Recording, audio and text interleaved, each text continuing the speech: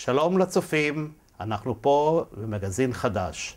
האביב כבר בפתח. את סיפורו של הרצל, הספר המיתולוגי של רעננה, מספרים מרי פארי ואורי קלריך.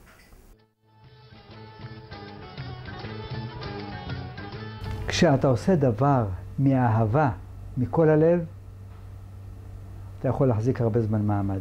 כשאתה אוהב את הדבר. אני אוהב את האנשים. אני אוהב להיות בחברתם.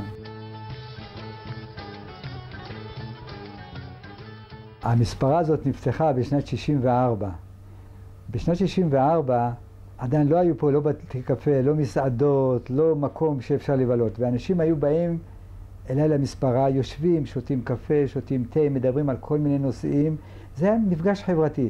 ברוך הבא, בצל קורותינו. בוא כנס. למה? כי זו חוויה חברתית. בוקר טוב רוני. הרצל הוא לא רק ספר, הרצל הוא חבר. נכון. והרצל הוא ידיד. נכון. והרצל הוא מעורה בקהילה, והרצל הוא אדם שאכפת לו. ואני מהיום הראשון שאני ברעננה לא היה פעם אחת שהסתפרתי אלא אצל הרצל. אחד הלקוחות הקבועים שלו הוא איש שלא רואה. הרצל קלט אותו בזווית העין, כל רץ לצד השני של הכביש, הוביל אותו לכאן, הושיב אותו ואז המשיך בעבודה. ההשכרה הזאת זה אירוע חברתי. זה הקליינט שלנו הכי ותיק בארץ. צריך משהו ברעננה, אתה מתייעץ עם הרצל, הוא מכיר הכל, תמיד יש לו עצה טובה, תמיד ברוח טובה. אני תמיד שואל אותו על עצות של אוטובוסים, סידורי אוכל. איש העולם הגדול. יום הולדת של הנכדה שלי. קודם כל זה המקצוענות בתחום הספרות, אבל יותר מהכל זה כי הרצל הוא בן אדם.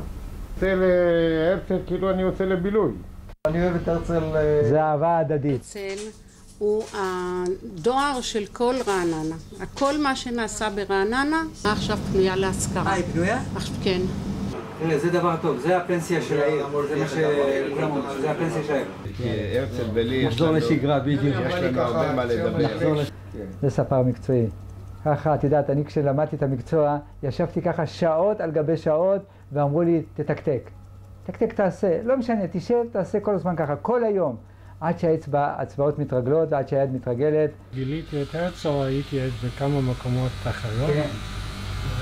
פעם אחת קמתי באמצע, כי פשוט אנשים לא היו מוכנים להבין שרציתי את זה לא קצר. ולא קיבלו את זה. אצל הרצל אין לי תלונה 25 שנה. זה שושלת של יותר מ-200 שנה של ספרים, שביניהם הדוד שלי סיפר מלכים בעיראק. 3 מלכים שהוא סיפר. את מלך פייסל, את מלך רזי ואת עבדילילה.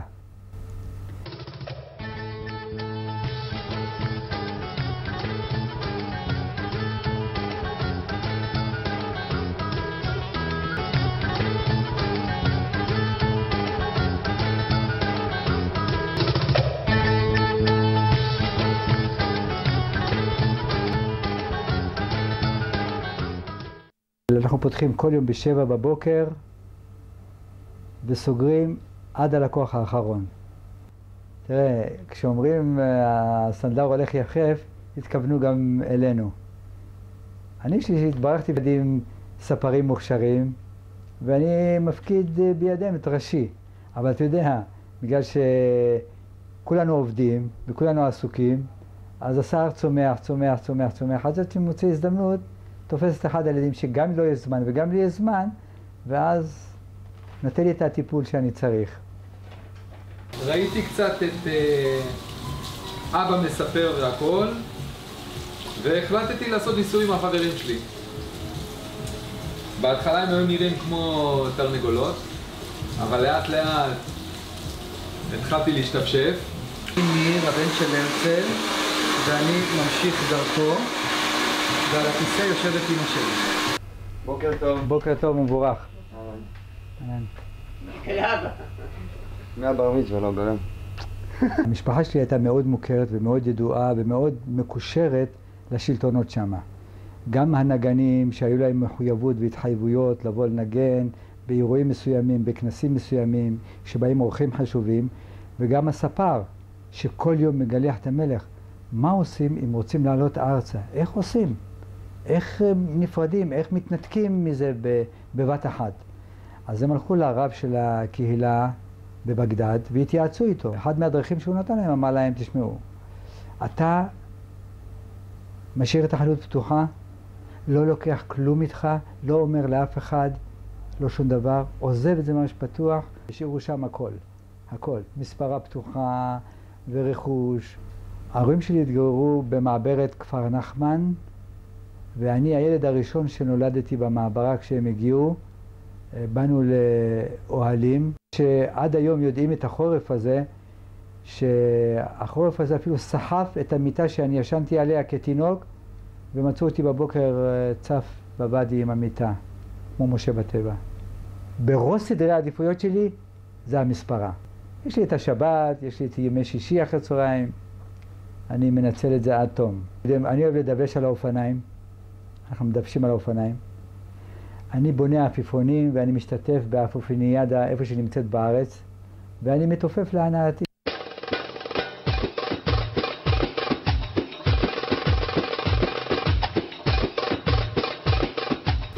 ואני בתחרויות של עפיפונים, אני תמיד לוקח מקום ראשון.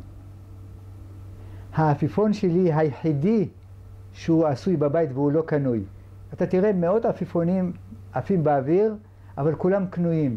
כן. אני לבד בונה את העפיפונים כמו שהיינו ילדים, עם העץ הבמבוק, עם הדבק, כן. ואני בונה את זה, ומחזיר אותנו אחורה 50 שנה. נוסטלגיה, איזה עפיפון יפה, איזה יצירה, איזה זה. אבל אני ממשיך בעבודה שלי, כמו שהייתי עושה אז כשהייתי ילד, בונה אותם דבר דבר, לאט לאט, כמו שאז היו. וזה הכי מוצלח.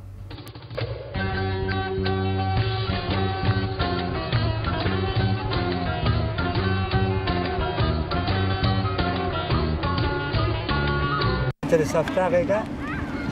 תן את זה לסבתא.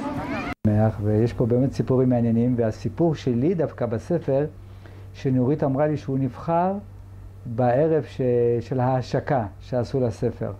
לצילום משותף, שלישיית חוזה המדינה, בנימין, ראש העיר לשעבר, בנימין וולפוביץ', ראש העיר הנוכחי זאב בילסקי, והספר האגדי הרצל אדיר, ביחד בנימין זאב הרצל. אם תרצו אין זו אגדה.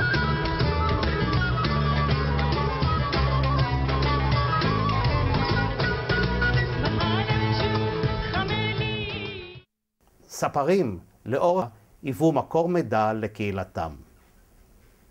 גדעון ברטל, מגזין הבא.